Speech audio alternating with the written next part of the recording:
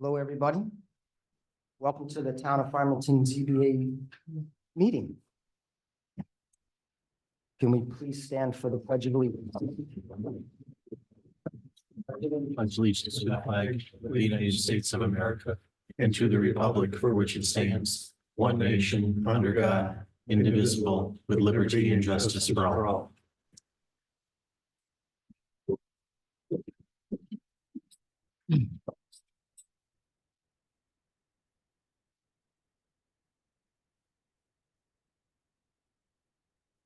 I'll let you guys know that we passed contagious COVID, but I have a tough time with my voice and speaking, so I may have some help from folks here to help me get through it. If everyone gets seated.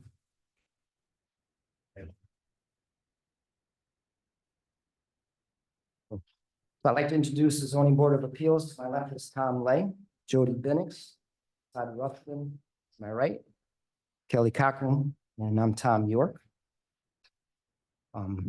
Introduce our town staff. We have Code Enforcement Dan Del Priore. Paula Ruthven is our clerk of the board.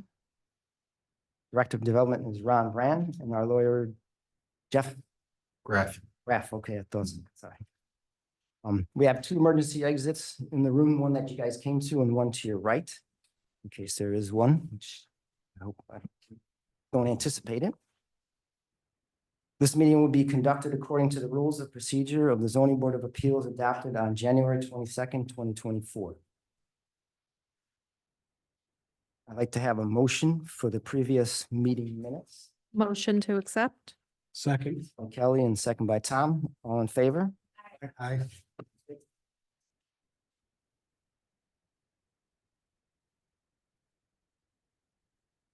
I'd like to attest to the published legal notices. Following legal notices for tonight's meeting agenda were published in the Daily Messenger on Sunday, September 15th, 2024.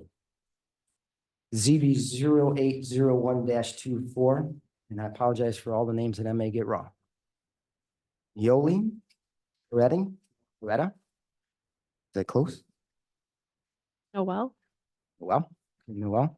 4484 State Street, Shortsville, New York, 14548. The applicant is requesting a temporary use permit on behalf of Mark Proetta Excavating, Inc. to operate an excavating business on the land located within the A-80 Agricultural District in accordance with the criteria contained in Chapter 165 of the Farmington Town Code, entitled Zoning Law, Article 7, Nonconformities, Section 91, Temporary Use Permits. The applicant wishes to continue to operate their long-established excavating operations from their new site at 4484 State Street, a 2.7 acre parcel of land located along the north side of State Street Extension between the Niagara Mohawk Power Company land and the Village of Manchester. The temporary use permit is for the storage of excavation equipment and materials within the existing building and within a canvas-covered structure located behind said building and an outdoor area for the storage of materials, which is located behind the existing building. Next would be ZB 0802-24, Bridges for Brain Injury, Inc., 5760 Duke Gloucester Way, Farmington, New York, 14425. The applicant is requesting a temporary use permit to operate their existing community collaboration for the rehabilitation of brain injury survivors and people with disabilities on 24.7 acres of land, zone A-80 agricultural at 1111 County Road 8, which is located along the east side of County Road 8, south of Ontario County owned railroad and north of State Route 96. To allow for the renovation of existing structures, provide for educational programming, vocational and life skills, building activities for brain injury survivors and individuals with disabilities in accordance with the criteria contained in Chapter 165 of the Farmington Town Code, entitled Zoning Law, Article 7, Nonconformities, Section 91, Temporary Use Permits. Next is ZB 0804-24.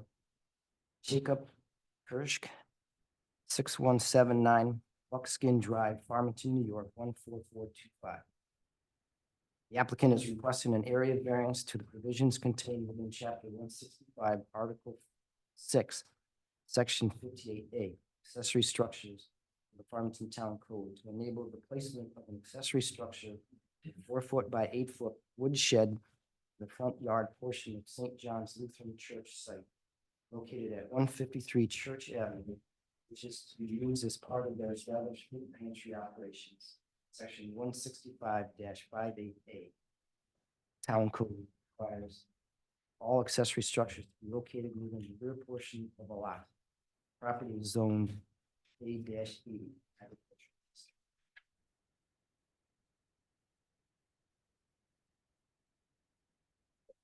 All parties interested will be given the opportunity to be heard in respect to such application. Persons they appear in person or by agent or by Zoom.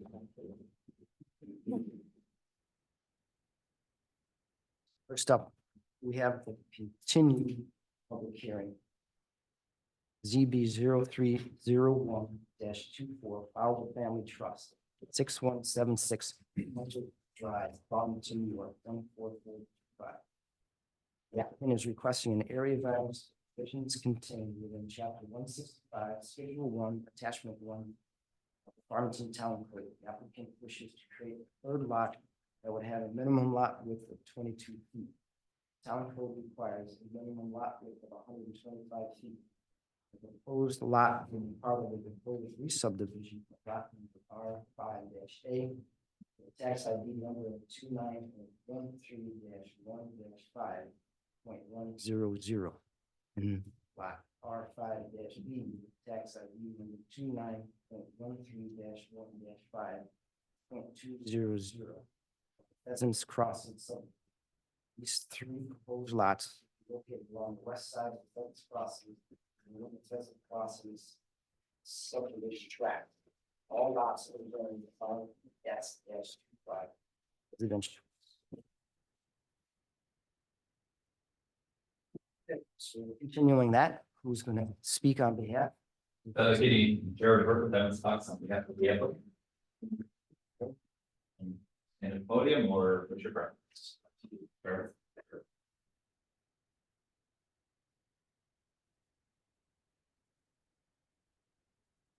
Good evening, Mr. Chairman, members of the board.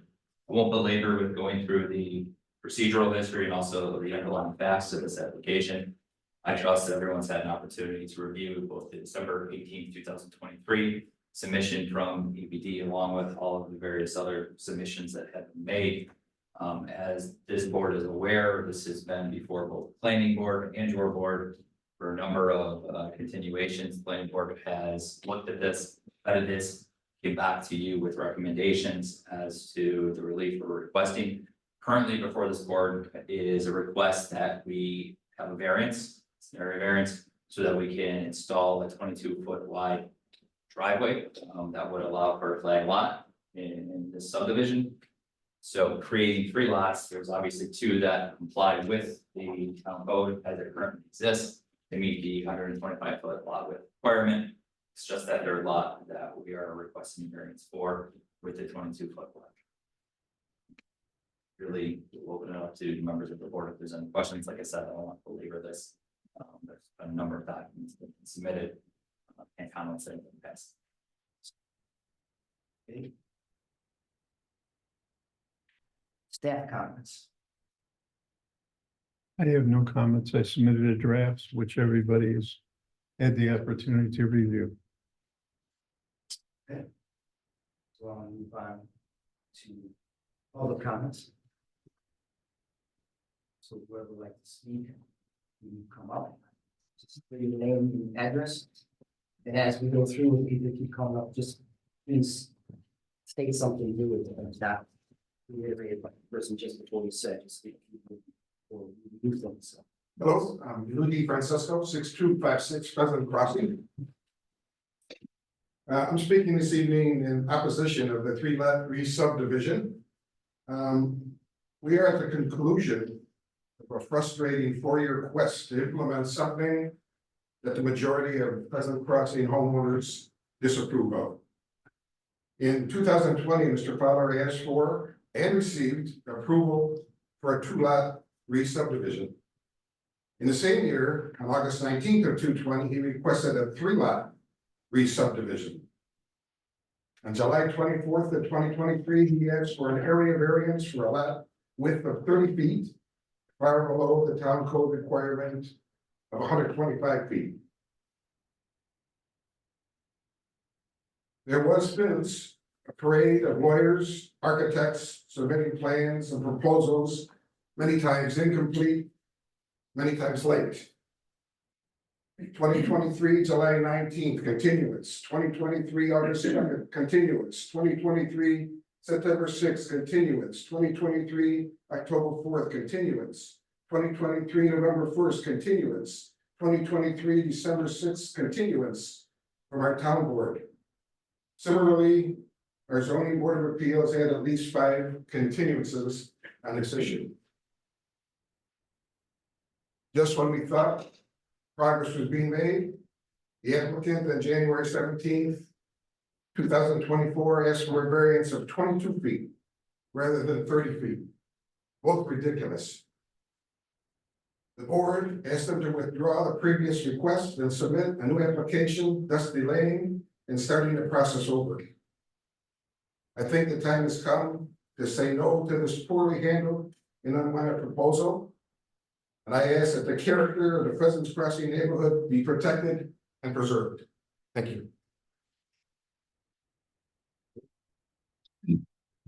What else?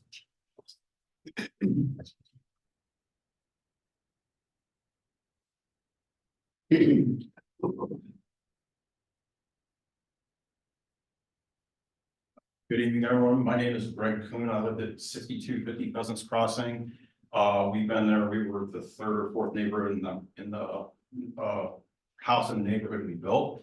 When we moved in, what we were told was 6240 was going to be one lot with a nice house on it to fit in with the rest of the neighborhood.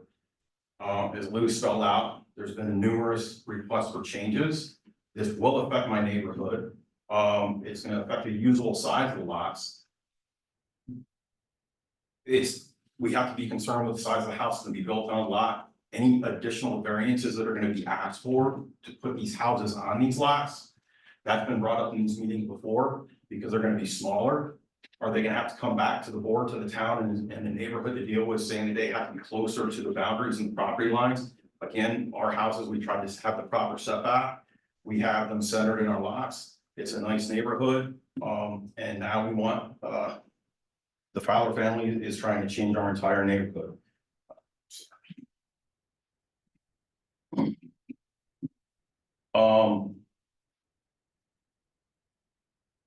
That's about all. I mean, I've talked before, and it's very frustrating to have to come here continuously to deal with this. So from the neighborhood's expense, I know I can speak for them, that it's a lot for us to do this, but we're dedicated to it and we're not going to stop. We just want our neighborhood to stay the way it is. 2 lots, I have not heard anybody complain about, but 3 lots is kind of ridiculous. There's a lot of other bags that goes with this that nobody really wants to hear about, and I won't bring any of that along, but yes, I would object to this, my family objects to it, the neighborhood does it, so we appreciate your consideration.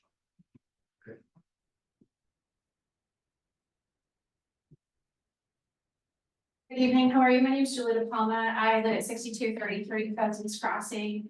I am both a neighbor and the neighborhood, but I'm also an attorney that's followed closely with the various requests, paperwork, and background on this. I think it's important to point out, while I think it interesting that the attorneys at various meetings have asked to gloss over the procedural history of this, I think it is poignant in that the procedural history is quite important. Namely, the number of times that the specific elements for a variance and flag lots were not met, the improper papers submitted to various boards, and any number of explanations given for why a flag lot would be appropriate, where there is no true elemental meaning of what is required to do so.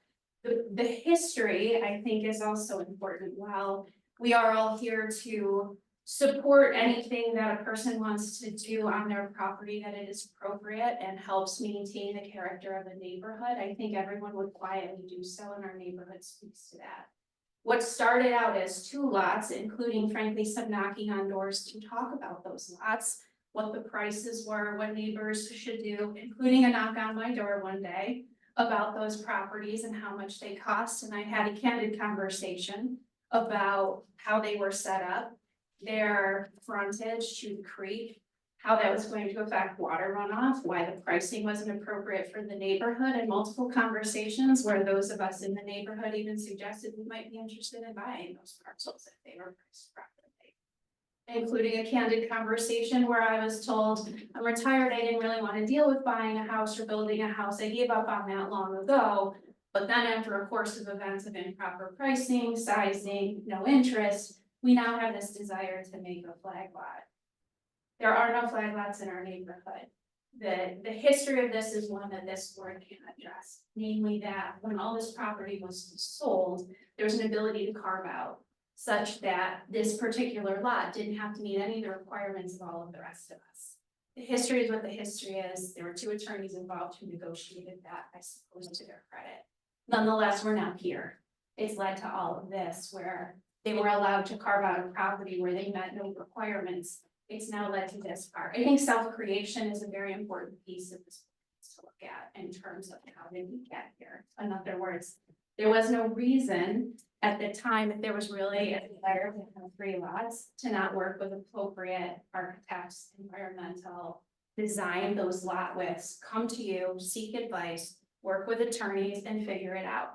It is not a difficult process, should somebody want to make 3 lots from the start, but it didn't. I think the practicality is we couldn't sell it, the values weren't right, it wasn't working out. So now let's try to do something different, maybe squeeze my house in 2. All that said, that is not an issue that this board should have to take on, and frankly, create what is a troubling procedural history from what was allowed to be done with carving out that property from everything else during that first sale, to now what is going to be frankly a very difficult precedential history that you are all going to set by allowing this flag lot in this way, in this neighborhood, where it comports with nothing else near it, whether it be just the Pheasants Crossing neighborhood or Doe Haven or any of the other areas. And we have a town that's growing as fast as ours with what is really a very positive history from a real estate perspective. To then be taking existing neighborhoods and have people think that once they move into an existing neighborhood, this is the type of issue that's going to happen and that this is the type of thing that the board will look past, I think is going to be troubling as you all move forward, looking at other subdivisions, aspects of the real estate in our area. I don't think there's any question the dedication, frankly, of some of our neighbors, namely Maureen, in trying to work through this. The fact that we're all here, that we've all spoken on multiple times. This isn't something that we support. It's not a personal issue.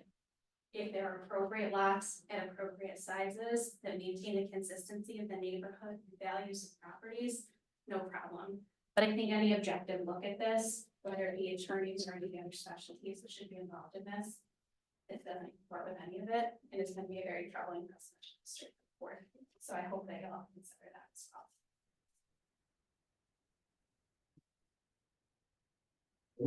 Anyone else?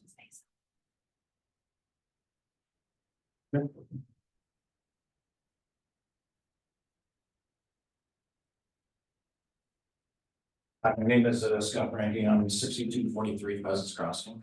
And I think the biggest issue that I can see, the biggest thing that I just heard was consistency. And we need consistency in our development. And it's big for the future of the development. And it makes a huge difference on the sale and the resales and what the land is worth.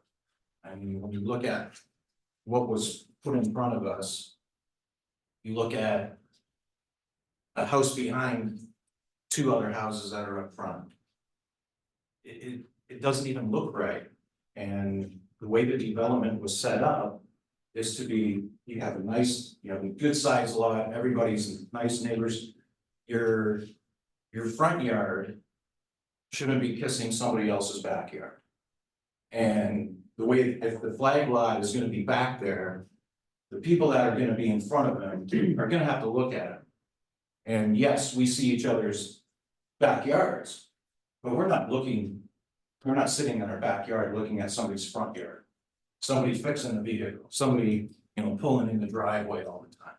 I mean, there's gotta be some type of normalcy within the whole development. And I think that's what you people want, and unfortunately, Mr. Fowler doesn't want it that way.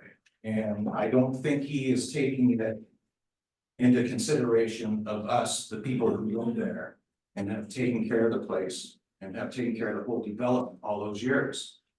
It's self-gratification, and that's not fair. It's not fair to us.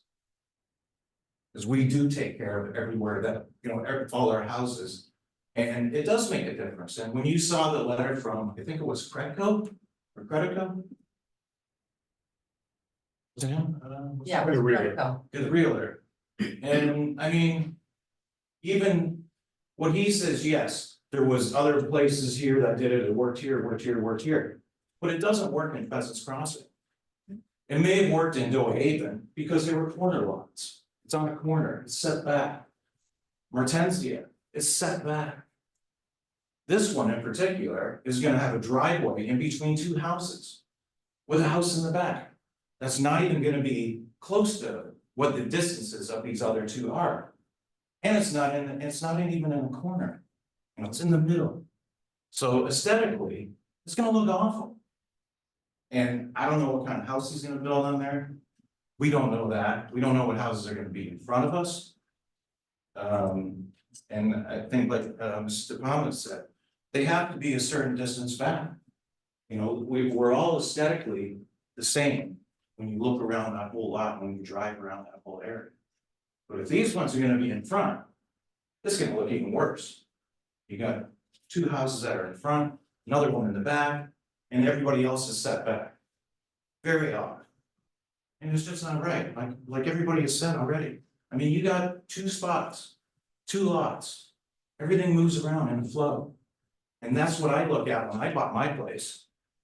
That's what everybody else looks at when they bought theirs. It's a nice flow, it's perfect, it's a development. It's not a flag lot.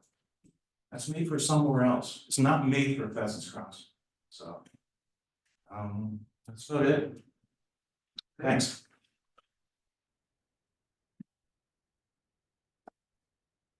Good evening. I'm Marie Dispenza, 6237 Pheasants Crossing.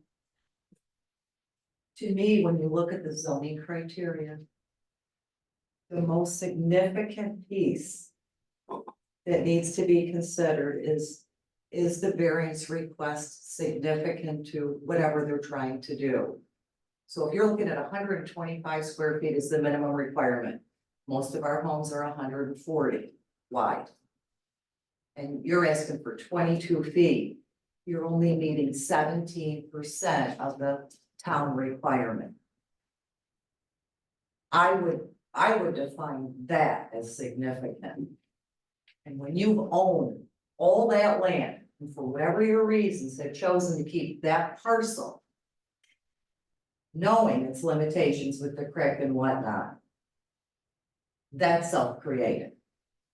For those two reasons alone, if I were sitting on the zoning board, I don't know how in good conscience I could possibly approve this request.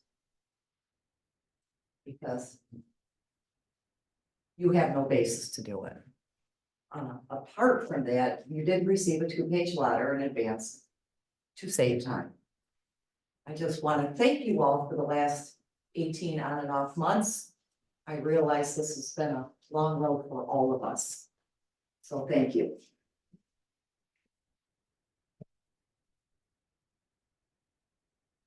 Anyone else like to speak? Anyone online? So we have people online. Yes. Hi, I'm online. My name is Janet Mandanis. I live at 6262 Pheasants Crossing. We are in opposition of the subdivision. We would like to keep the character of the circle and preserve the integrity of it. Thank you.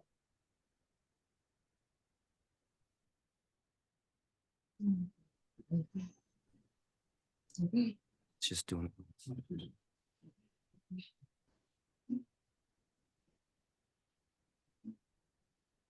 Is anyone else online that would like to speak? Yes, hi, I'd like to chime in really quick. Stephanie Constantino, 6212 Pheasants Crossing. I love my neighborhood. I've been here for 10 years and as most of you know, we're getting an addition and we're not going anywhere. So I just would like to speak to what everyone else is saying, that aesthetically, this will drastically change the neighborhood and nobody wants to see that as, you know, as neighbors. So 2 would be okay. 3 is absolutely ridiculous. But thank you for all of your time working on this. Thank you. Anyone else online like to comment?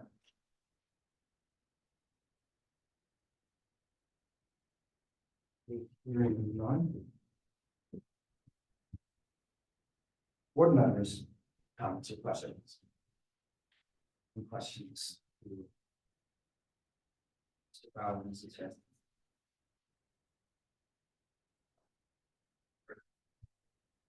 No question. Hearing none. So you wanna, Like, Oh, yeah. the ability to respond. So there were a lot of comments made about the change in the character of the neighborhood, not being flag lots. The reality exists that there are 3 flag lots right outside of the subdivision. There are 2 more flag lots right down. The procedural history of this, regardless of the comments that have been made, frankly show my client's ability to cooperate and work with the town in this development. There have been a lot of requests that have been made to my client, which he has worked with the town to hopefully dispel any concerns or issues that the town may have. The reality of the situation is what's before this board tonight is the request for an area variance so that Mr. Fowler can put in 3rd flag lot. The code itself, as everyone knows, provides for flag lots. They are permitted lots within the town of Farmington. So what we're asking for right now, in order to get that flag lot, is instead of 125-foot width, we have the flagpole in essence, which we're asking for that to be 2 feet to provide for the flag lot. Just so everyone is on the same page as to the lots within this subdivision, because we've heard about uniformity. It's not as if each and every one of these lots have the same frontage within this subdivision. Okay, as you go down through there, 168, 150, 136, 100, 103, 129, 137, 126, 118, 243, 147, 156, it's all over the board. So the fact that to think that these lots are all uniform and that they are the same width is ludicrous. That's not accurate.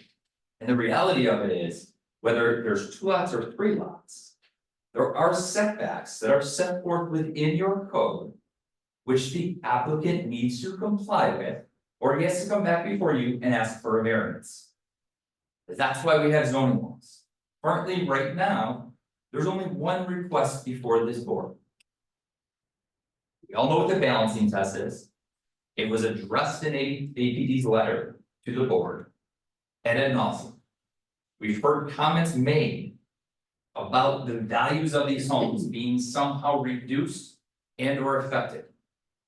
The reality is you have before you the opinions of 2 experts in that industry, both of which have indicated that there is not going to be any detrimental impact on any of the homes within this subdivision. In fact, to the contrary, they're saying that the home values are going to go up. And Howard Hanna, Sam Predicos, even indicated that's supported by the very flag lot that sits outside of the subdivision and sold for a 20+% increase over the course of 1 year on a flag lot. So although I can appreciate the frustrations by the neighbors, and the concerns by the neighbors. The reality of it is that there is documentation, there is evidence before this board which clearly supports the applicant's request. It's not emotions, it's not feelings, it's evidence, it's documents, it's submissions. That's what this board is tasked with, is to go through the balancing tests set forth by New York State law and make determinations based upon that. That is it. I'm more than happy to answer any questions that the board has with regard to the application and the documents before. I would like to clarify that the town code defines flag lots, but the town code currently does not allow for flag lots. Is that correct, Dan? Good question. That is correct. The definition, if you're asking, Yeah, I'm asking Dan. Yeah, so the code, and if you go back in the minutes, this has been discussed before with this board. The code is clear that it does define what a flag lot is, because we do have them, as the applicant has said, in the town. But when you look at their schedule for lot widths, it does not allow for a flag lot to be created without coming to you guys. I would just further, Dan's correct. I did a search of the zoning code for flag lot. The only reference is the definition itself, and the first part of the definition is that a flag lot is an approved lot. So the only way to be an approved lot for a flag lot is to get an area variance for the frontage. So as of this moment, the lot is not an approved flag lot because it doesn't exist, because this board has not approved the area variance. If you did approve the area variance, then it would be an approved lot. yes, so flag lots are permitted within the town. Permission from you. So my point of saying that is, there's a definition within the code. Flag lots are permitted, and in fact, there's at least 27 flag lots within the town based upon the FOIA request, which doesn't even take into account the 5 that I mentioned, and that was just a quick search online in tax parcels. So if flag lots were not permitted within the town, there would be a prohibition against it. However, it's defined, and because we have to come before the board, if it's approved, then it's a permitted lot. Is that fair? If it's approved, yes. But under the descriptions, 880 and all of them, it doesn't say sizes, lengths, minimum, maximums for flag lots. Not specifically for flag lots, it just gives, it gives the width. And that's what they're requesting the area variance for.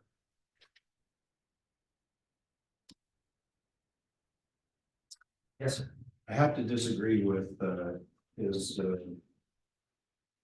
mentioning of the flag lots being worth more, because when you look at what Sam assessed, that is a totally different flag lot as opposed to where this one wants to be. It is not in a development with 13 houses of the same size. This flag lot is located on Mertenzia Road, at least 200 feet back from the house in front of it. So you can't compare that as to where we are. Also, the house that's in Doe Haven is still a sizable difference side all the way back. So it does not affect the development of Doe Haven. So you can't say that it's gonna be worth more. And he's almost saying like he's guaranteeing it because he's an expert. Well, if he's gonna guarantee it, tell him to write it down. We'll write the check, Okay, so, you know? just me, because, Because that's the interesting part of it, you know. It's a flag lot that's gonna be literally how close from the other house?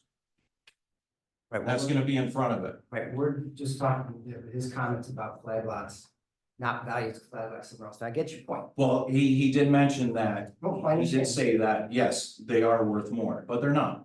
Right, It okay. wouldn't be in our development, maybe there, yes, but not in a development of our stature. Okay.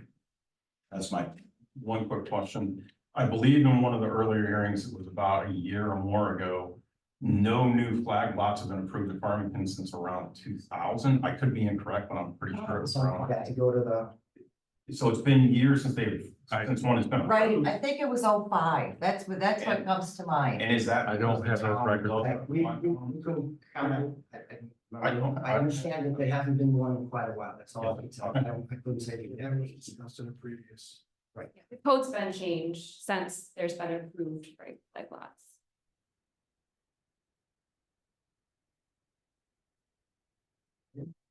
Any other comments from anyone online?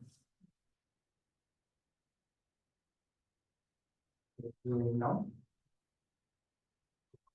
Board members are good, I will close this public hearing. Okay, you move on to the next.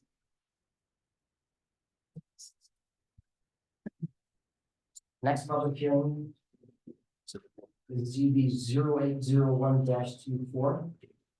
I'm sorry. I'm being told that your normal procedure to close a public hearing is to take a vote. Oh, I'm sorry.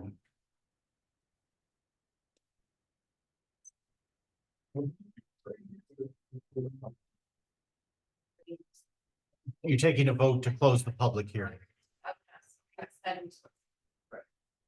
So I'll ask motion to close this public hearing to the board. I'll make a motion to close the public hearing. Second, I'll second. all in favor? Aye. Aye. Close the public hearing. All right, so our next public hearing. Our first, next public hearing was 0801-24. Loretta, 4484 State Street, Shortsville, New York, 14548. The applicant is requesting a temporary use permit on behalf of Mark Loretta Excavating, operating an excavating business on land located within the 8-80 agricultural. Speak on behalf of. Come up, state your name and address.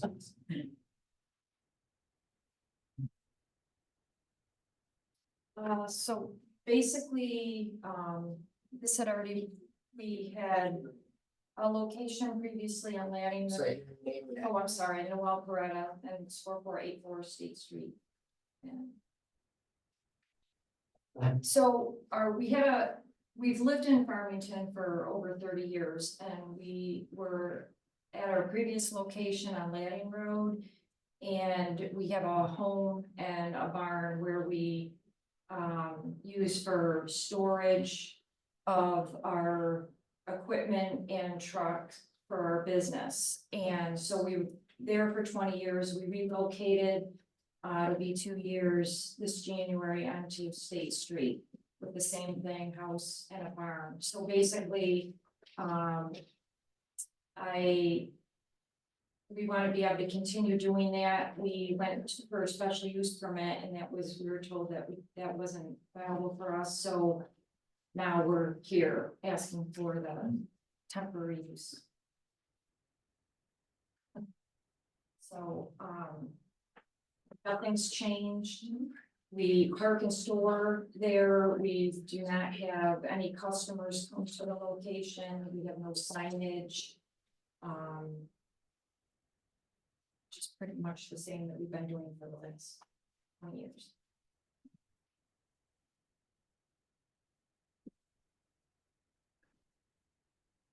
Staff comments.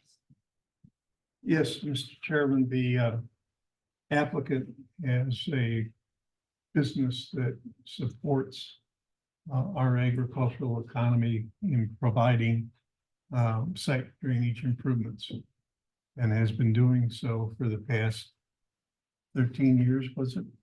Oh, no, I'm getting you mixed up with break. 30 years. There is no provision right now in the town code for a special permit for this operation in the A80 district. However, there is the caveat provision of the temporary use, which has been used successfully in other applications. One in particular over on Shortsville Road, the allowing of the construction equipment repair and ag equipment repair to occur over there. I know a number of farmers in the community have used this business and maintain their equipment, keep it in good condition and appearance. They do not employ large number of people. They won't have customers coming to the site. They do understand that they need a site plan. They are asking for this temporary use permit for a 2-year period, which is the maximum you can grant it for. And it is something that takes into account the situation we're in today and the supply demand chain, as you all know, and others up there, having the opportunity to store material so you can complete a job once you start it, as opposed to having to wait for a delivery of something. I can tell you right now, we're waiting 6 months for the delivery of bolts to the pedestrian bridge across Beaver Creek. It's ludicrous if you ask me, but we can't go any further until we have those bolts. So that's a fact of life that we have to deal with. The applicant did meet with the planning board, did meet with town staff. We have gone over everything. County planning has reviewed it. They've referred it back as a class 1. Their only comments were, just be careful when you start getting into the area of stormwater, you don't exceed the requirements. They're far from that right now. I've drafted 2 resolutions for you. One is a resolution classifying this as a type 2 because we're not changing anything other than existing use of the land. And the other one is a resolution to approve a 2-year temporary use permit with conditions, part of which is the approval of the site plan from the planning board. That's it.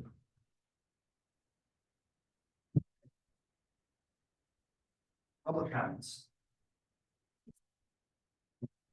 I have no, Yes, I thought you were- I'm good. I didn't hear the shaking. That's good. You did. Yeah, I did, so he's good. So public comments. Any public comments from anyone online?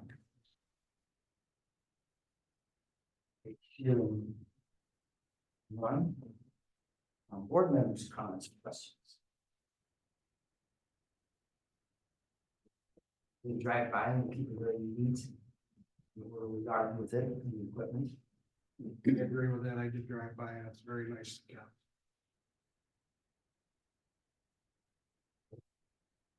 No? Any other couple public comments? Hearing none. Guess I'll entertain a motion to close the public hearing. Motion. Second. From Tom, all in favor? Aye. Aye. Aye. All right. Hearing is closed and move on to the next one. 0802-24, Bridges for Brains and Injury, Inc. 5760 from Glass Way, Farmington, New York, 14425. The applicant is requesting a temporary use permit to operate the existing community collaboration for the rehabilitation of brain injury survivors and people with disabilities on 24.7 acres of land. He's here to speak on it. Laura Donaldson and Sarah To Sager. the, what was the mic there? I'm Laura Donaldson. I'm CEO and also a co-founder of the organization Bridges for Brain Injury. And I'm Sarah Saylor. I am the Wildlife Education Director for Bridges for Brain Injury. So we're based at 5760 Duke of Gloucester Way, and I'd love to talk to whoever created that name because that's misspelled and misspoken quite often.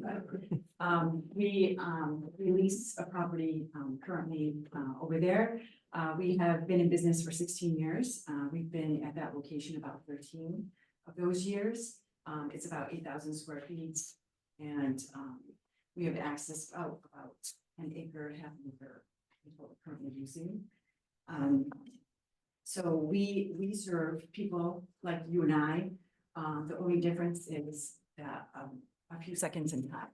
So they had a terrible accident, they had, motor vehicle accident, a fall, an assault, or, a medical condition, stroke, an aneurysm, or a brain tumor. So all of our folks are, moderately to severely, disabled. So they are requiring long-term care for the most part. So all of them live at home with their families or in their own apartments, and we set them up with supportive services to make them as independent as possible. So we also serve folks with other neurological conditions and chronic health conditions, and everyone that we serve live at or below the poverty level. They're all on Medicaid, and they're all eligible for nursing home placement. So our services keep them from going into a nursing home. So our mission is about bridging that gap between surviving, the hospital fixes you, sews you up, sends you home. But there's the gap between surviving and thriving. So once you get home, then you realize there's more to your brain injury. So you look fine to many of your family, but it's also called an invisible injury because you look fine and people can't see the injury, but you're really struggling with, you know, can you get up and remember to feed the dog, you know, this morning that you did before your injury? Are you able to drive? Are you able to do the job? So most of our folks are not able to do that. So we provide a variety of services. Most of them are home-based in their home, throughout their home. Case management services, so we link them as soon as they're home. We link them to healthcare services that they need, transportation, all of their medical and financial benefits.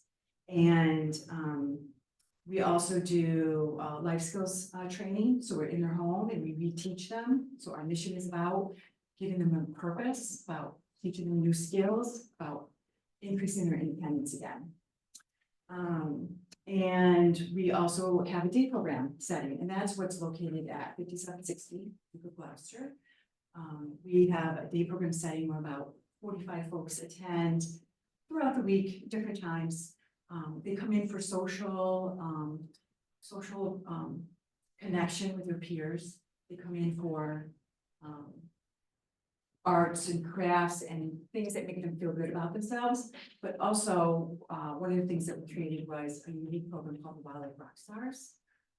And so Sarah's going to tell you a little bit about that. Yeah, so just like Laura said, the Bridges for Brain Injury is a very unique program. The Wildlife Rock Stars is a program that we offer to our participants where they're able to come in and focus on those skills that they have lost. So what better way than working with animals to get that emotional connection back to help you inside, or that physical rehabilitation. So whether you're going to a show, you're carrying an animal crate, you're brushing a rabbit, they don't necessarily see it that they are doing physical rehabilitation while they're working with the animals, but every single day they are. And it is inspiring and rewarding to see our participants come in with a walker and only be able to pronounce a few different words, and then get up in front of an audience and read a script and host shows and actually obtain all of that knowledge and then teach it to the community. So not only for our participants, but for our animals and for our community, getting this temporary permit use will make everything wonderful for Bridges for Brain Injury. So as I said, currently we're at about 8,000 square feet. We lease. It's a upstairs, downstairs, 2-level building. So it's not really fully accessible for our folks. And again, we've outgrown it. We've been there for 13 years. We've definitely outgrown it. We have half an acre that we're using our wildlife education program on.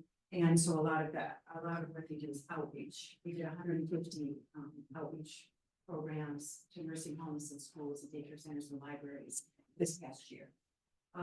But what we have done in July, I think it was, we purchased 1111 County Road 8 right down the road. It's a beautiful former horse farm, and we're very excited. It's been our dream since we started the organization.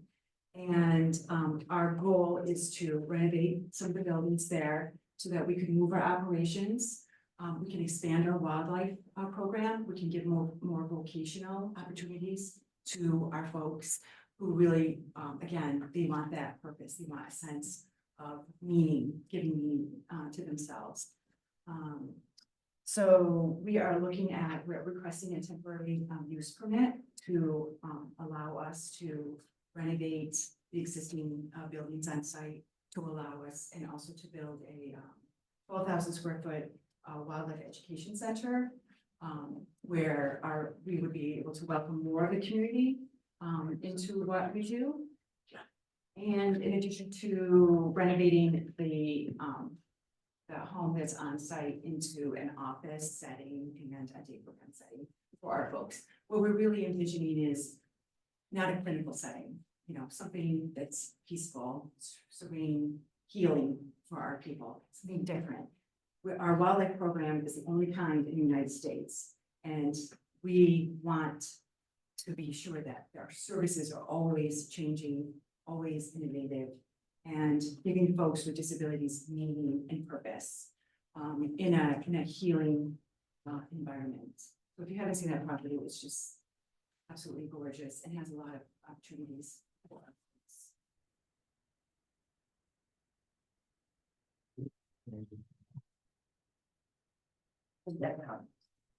Okay, we did meet, Ann and I and the fire marshal with the applicants and their team. We explained to them the issues of concern that we had with fire protection, water supply, access. They explained to us their needs have been outgrown for some time now. I think the one thing that didn't come out with Laura's presentation is that this is not a service just for residents of Farmington. It serves residents of the entire region, and it is a service that is unique. And the setting that they are dealing with, I believe, is a storybook setting that in the long term provides long-term solutions and opportunities for individuals who have this problem that they have inherited one way or another.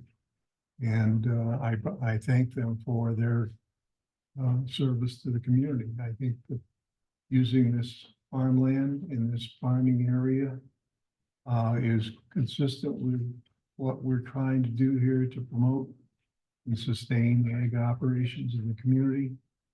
When they do get to the point of bringing in animals, the local farmers will be providing feed and materials for them. I think it's important for the community that we move forward. I've drafted 2 resolutions for this. They do have feelers out. They will be hiring a engineering firm, an architectural firm. All of their projects have to be approved by the state health department before we can grant the final blessing to them. So they are very regulated at that level. There has been no complaints in the record in their current location over there on Duke of Gloucester. You've got 2 resolutions. That's it. Dan?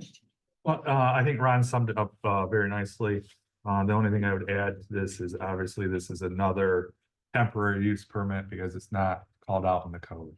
So we're going the same direction as we did just talked about for the previous applicant, so.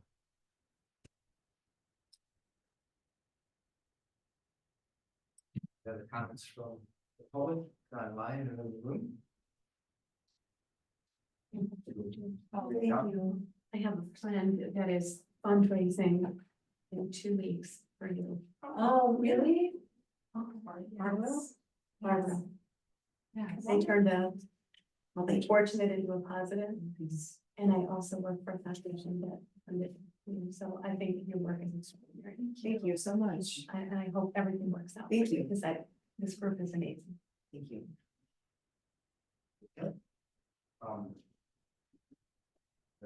Time to get. Then I have a motion to close the public hearing. I'll make a motion. By Todd, second. Second. Kelly, all in favor? Aye. Close the public hearing.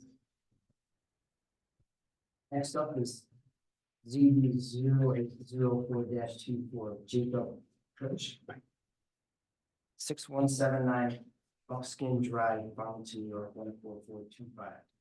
The applicant is requesting an area variance to which is contained within chapter 165, article 6, section 58A, accessory structures. Turn this over to. Yeah, I'll comment to that, Mr. Chairman. We received an email, from the applicant, due to scheduling conflicts. They're requesting that you guys, continue this public hearing until your October 28th meeting, when they will be able to present to you guys.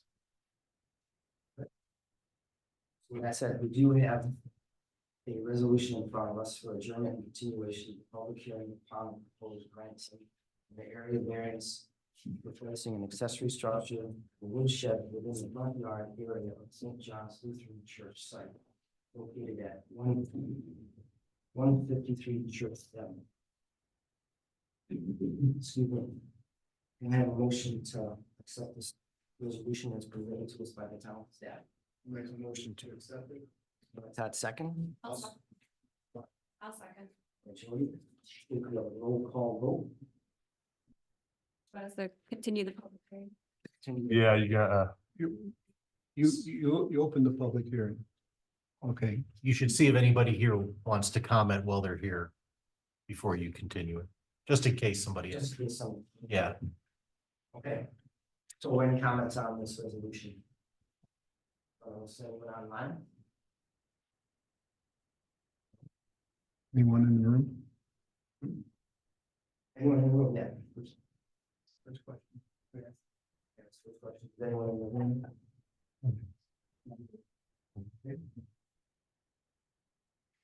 Okay. Yes. We have a motion and second. Roll call vote. Kelly? Aye. Todd? Aye. Conley? Aye. Jody? Aye. Chairman York? Aye. Gentlemen, continue.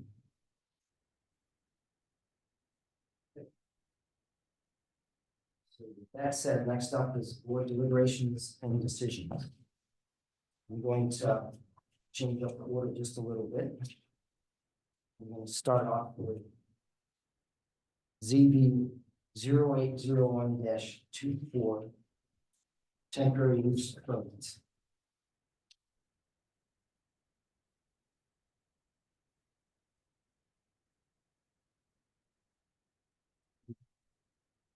Seeker and I make a motion to waive the reading of the secret resolution and approve the resolution as submitted by the town staff. Motion by Todd, second. I'll second. All in favor? Aye. Something. You should ask the applicant if they have read the resolution, if they have any objections to it.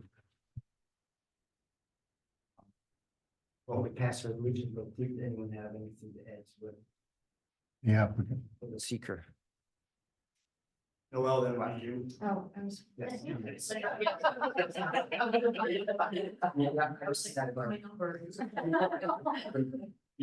I don't have anything to add. Okay, great. So for the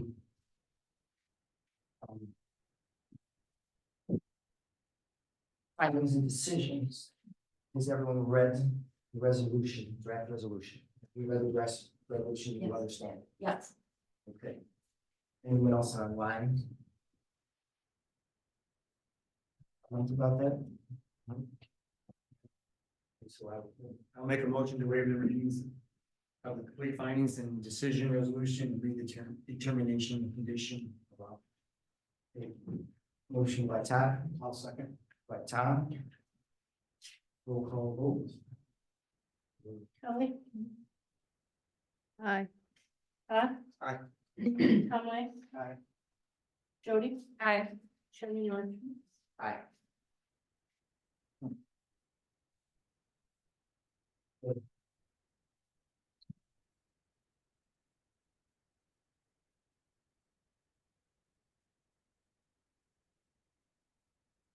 Based on the above findings, the board hereby makes the following decision. The request for a temporary use permit is hereby granted with the following conditions.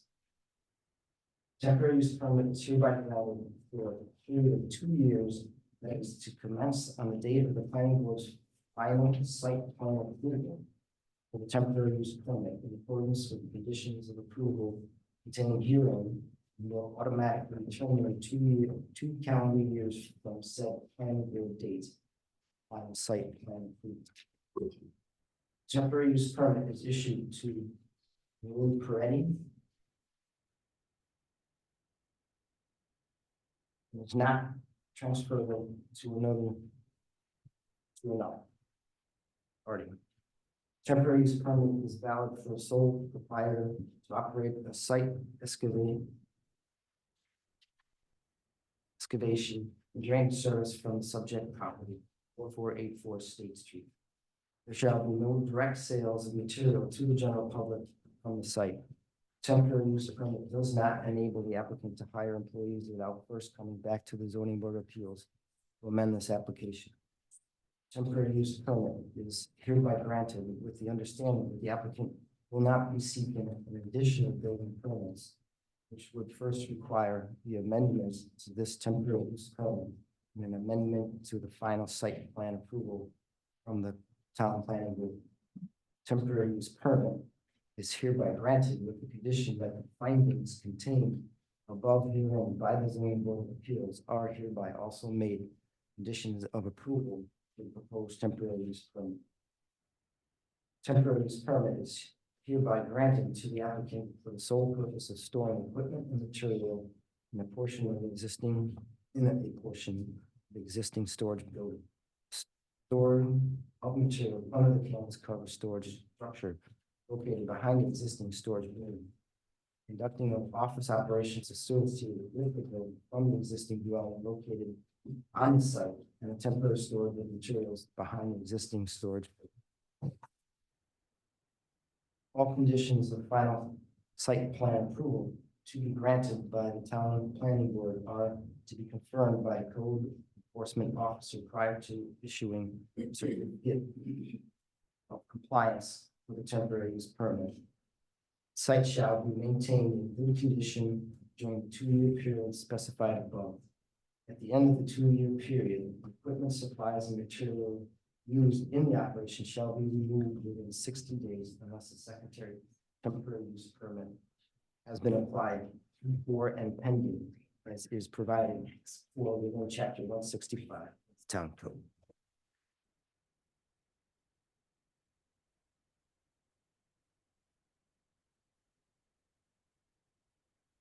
And I get a motion to accept this resolution.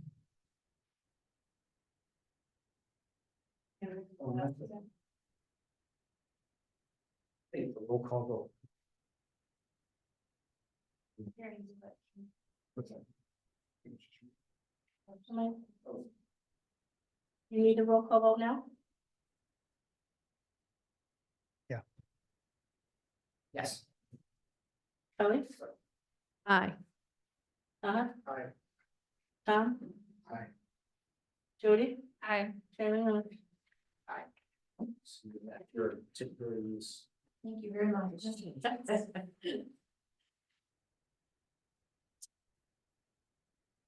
You don't have to stay either if you want to leave. It's okay. Thank you.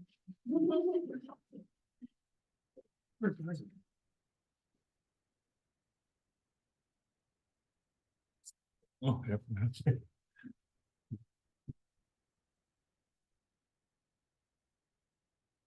So next, for the considerations and decisions. ZB 0802-4 temporary use permit. For Bridges and Brains injury.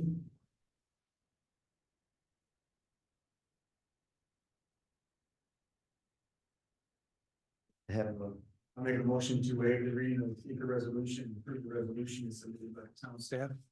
motion by Todd, Second. by Kelly. All in favor? Aye.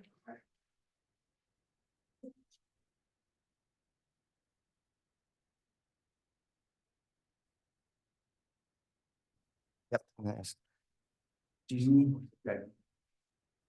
Have you read the resolution? Yes. Do you understand the resolution? Okay. So can I get a motion to accept it as submitted by staff? Instead. Yeah. Yeah. Used, okay. It does. All in favor? Aye. Aye. All in favor? Ellen, Aye. uh, Aye. Tom, Aye. Jody, Aye. Chairman Miller. Aye. Thank you.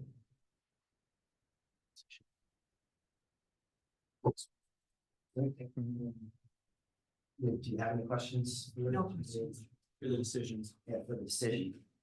Okay. Okay. Final decisions. I'll make a motion to waive the reading of the complete findings and decision resolution and read the determination of condition aloud. Motion by Todd. I'll second. Roll call vote. Kelly, Aye. Todd. Aye. Tom. Aye. Jody, Aye. Chairman Miller. Aye. Okay, so request for a temporary use permit is hereby granted with the following conditions. Temporary use permit is hereby granted for 2 years. That is to commence on the date of the county board's final site and approval for temporary use permit and improvements.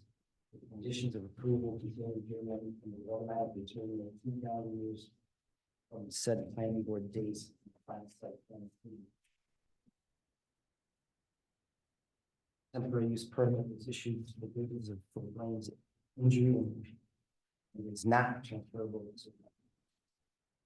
Temporary use permit is valid for the sole proprietor to operate on the subject property 111 County Road East.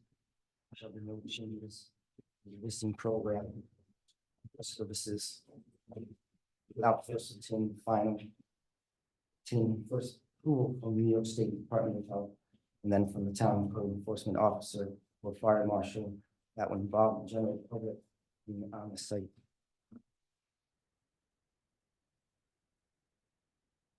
Temporary use permit is hereby granted with the understanding that the applicant will not be seeking any additional temporary permit, which would first require the amendment to this temporary use permit and an amendment of the final site plan approval from the town planning board.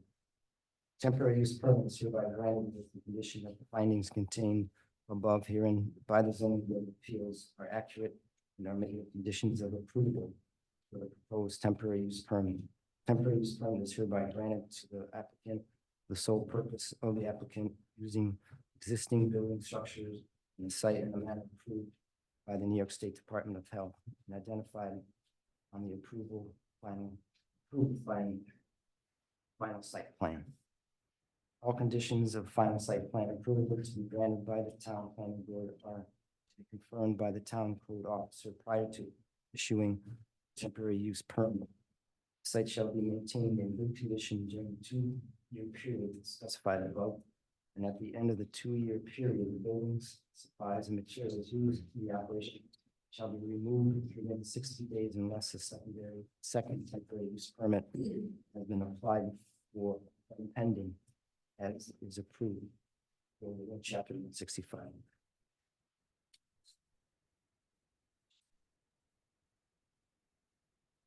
Thank you. Thank you.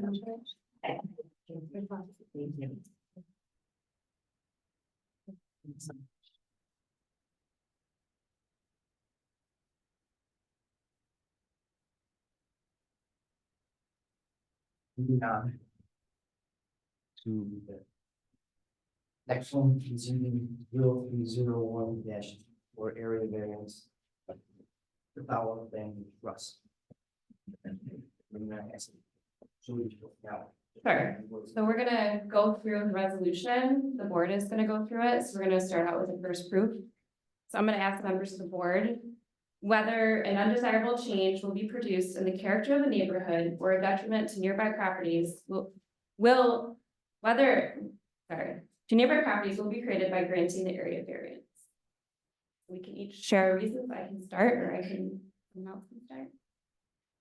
No, I'll say yes. It's granting this is gonna create an undesirable change in this neighborhood. Right, no flag lots. No flag lots in this specific neighborhood. I've driven over there. I've sat in front of the property. It's not appropriate for what all the other houses are in this neighborhood. I agree with that. Right, yeah, the town of Farmington doesn't allow flag lots, there's no flag lots there. That would be my take on. I also drove by, I also looked at some of the other flag lots that have been mentioned in previous meetings, and there's I guess a distinct difference between the other ones and what this will produce with the house so close to the back of the other houses, so I agree. I agree too. So I said earlier, the town code defines a flag lot, but the town code does not allow for the creation of new flag lots. And I think by like approving the variance, we'd be creating a new flag lot, which would set a precedent in the town. And my understanding is that if the town code does not wish for new flag lots, then the town doesn't want them created, and we should follow the town code. I also agree that the neighborhood, I think it's defined, the lots in Pheasants Crossing and the lots fronting Hortensia. None of these lots are flag lots. Again, the creation of the flag lot would be not in keeping in the character of the neighborhood. I also have concerns that the building lot is non-conforming and it has a small buildable area on it. Compared to the existing lots, the R-5A and R-5B. And therefore, I'm also concerned that creating this non-conforming lot will just be creating the need for additional variances in the future. Additionally, I think although the planning board has proposed recommendations that mitigate the potential impacts to the character of the neighborhood and nearby properties, I don't believe that these mitigation measures are reasonably enforceable. Once all parties involved no longer work and or serve the town, they might be enforceable for a brief period of time, but once, everyone that's involved in this decision is gone, the property is always going to be that way, but there's not going to be people that are aware that it has all these stipulations on it. I just don't believe that these mitigation measures provide any long-term protection to the character of the neighborhood or the nearby properties. I agree with it doesn't fit the character of the neighborhood of Pheasants Crossing.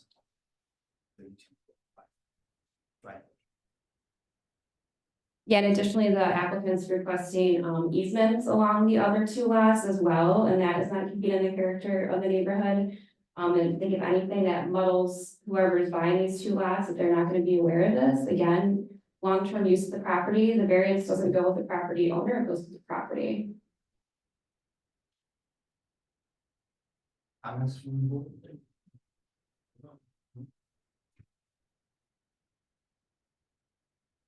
So also. Well, I can figure out too.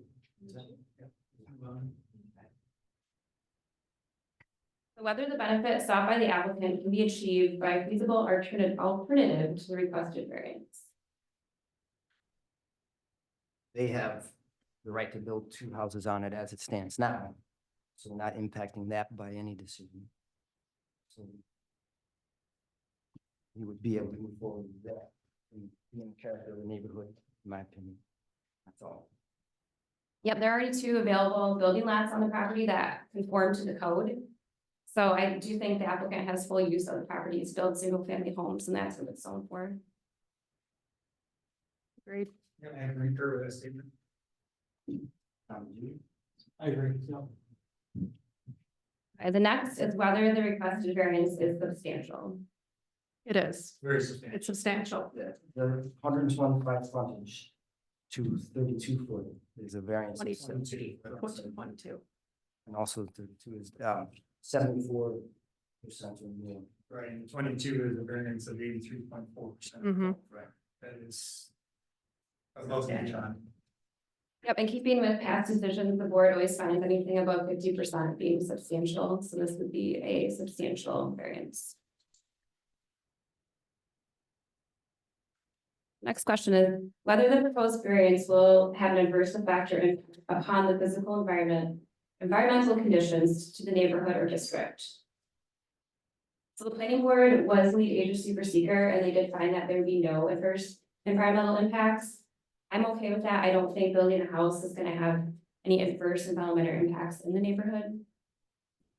As far as the environmental goes. As far as environmental, right?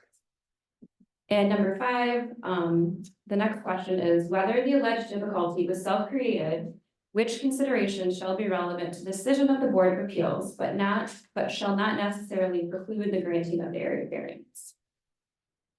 Yes, it was self-created. It was, so went from one lot to 2, and now on 3. It went from 30 feet to 22 feet. I think there's been a lot of indecisiveness about this. Yep, and as I stated before, I think the applicant does have full use of the property because he has 2 buildable lots that conform to code. I agree.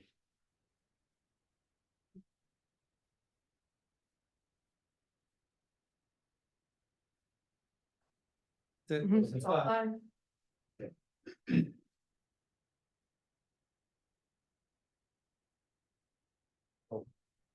Do I get a motion? Accept. Second. The town can draft a new resolution, correct? We would like the town to. You don't remember? They want to continue. That was gonna remove, Okay, okay. They don't have to make the decision tonight. Just want to make sure. Yeah, great. It's, I don't know. So, I mean, if you don't have to make the decision tonight, you certainly can. You have 62 days since you've closed the public hearing to make your decision. So it's completely up to the board whether you want to proceed tonight or work on a draft before the next meeting. I'm okay proceeding. it's not, I'm already. Right, so at this point, I believe you want a motion to accept this resolution as is presented to us by the town. Not as presented though. Right, we want to accept it. Minus the 32 feet. Right.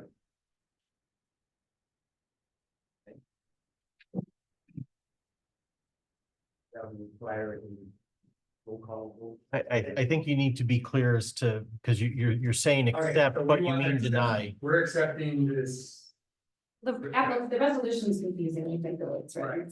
we're gonna accept the resolution as not approved, Okay, but we do not accept the secondary portion here, instead of the board finding that grading a front lot of 32 feet is allowed. We don't agree with that.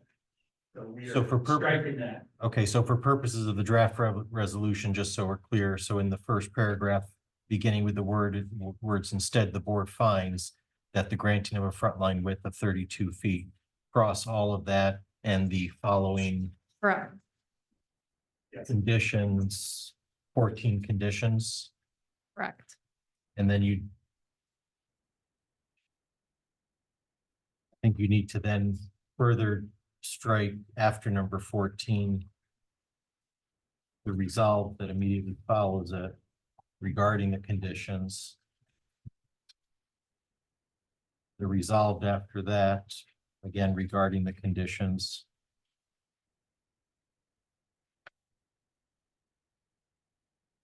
You can keep the next one that says you've satisfied the procedural requirements. And the last one about directing where the resolution is placed. Does that make sense? Mhm. Okay. That's sufficient for the record, so. They were striking those. Striking the last one, 14. No, we're striking Striking 1 through 14. 1 through 14.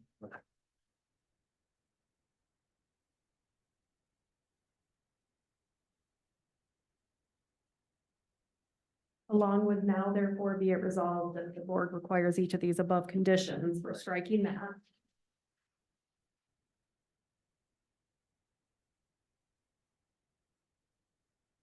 Oh, and do you have all that? I'll collect it with the recording and. Yeah, I think we're good. Yeah, just let me confirm with you. Well, that any determined Really? violation of the conditions of approval. That's okay. That's good. That's okay. And then if you go to the beginning. So that's okay. Okay, we got the notes, Are the notes good? Okay. yep. We need to reiterate this, what we're striking, so we're clear. If you want, I can read just so it's, so we have it, okay?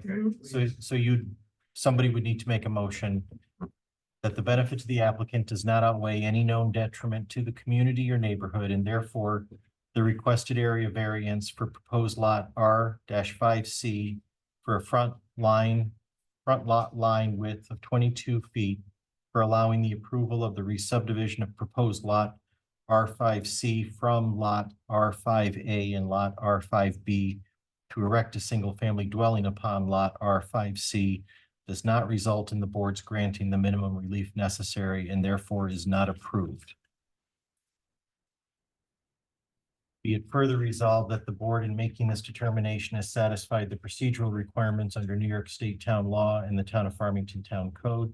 Be it finally resolved that the board directs this resolution to be placed in the public file upon this action, and that a copy hereof be provided to the town planning board, the applicant's surveyor, and the applicant's attorney. We'll make a motion to accept that. Wait, it was just read. And I'll second that.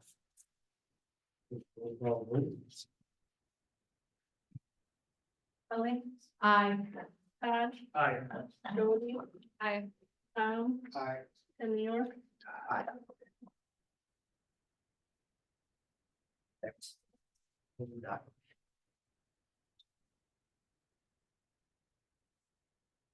You know.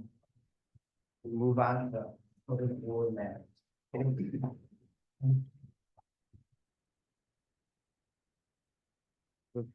Board matter, Public.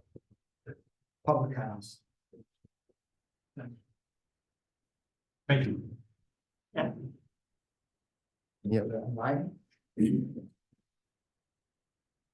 No, okay.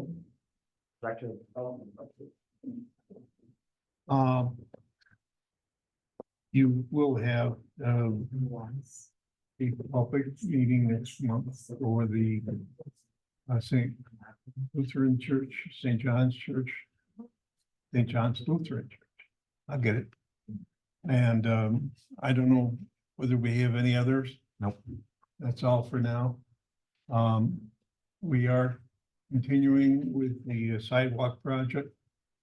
As you may see as you drive along, we are in the process of getting the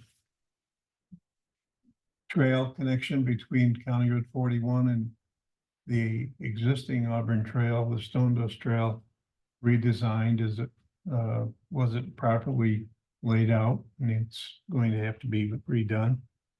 We are awaiting the bolts so that we can put them in the abutments.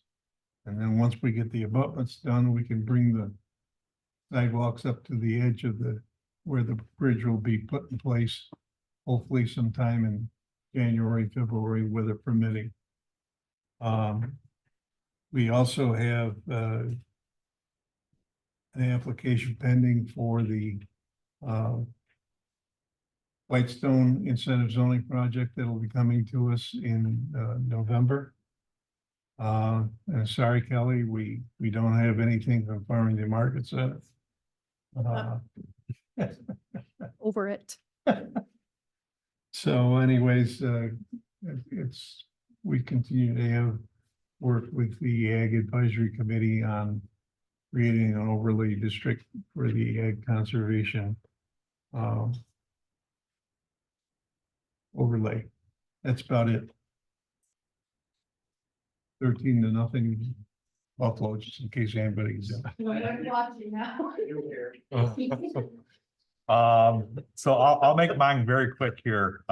We've been very busy with the hailstorm. As it's probably affecting a bunch of residents. Also, I'm very excited to announce we've hired a zoning officer. But on the flip side of it, we've lost our zoning clerk because she's taken the position of zoning officer. So It's So- called jumping from the frying pan into the fire. Yeah. Wow.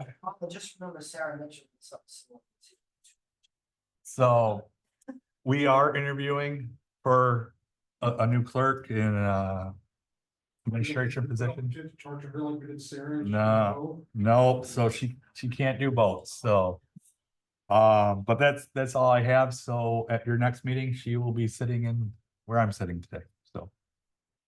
As your zoning officer moving forward.